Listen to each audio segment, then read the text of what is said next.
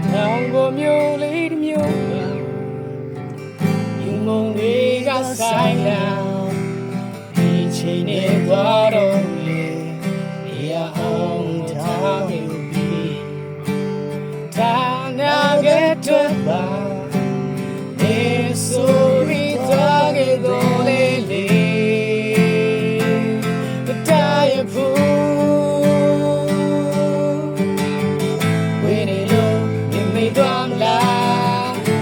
ချမ်းမျိုးကိုရှောင်ပြလာတွေ့မှတို့ရှိသေးရင်မြေချိန်ပြန်စီစား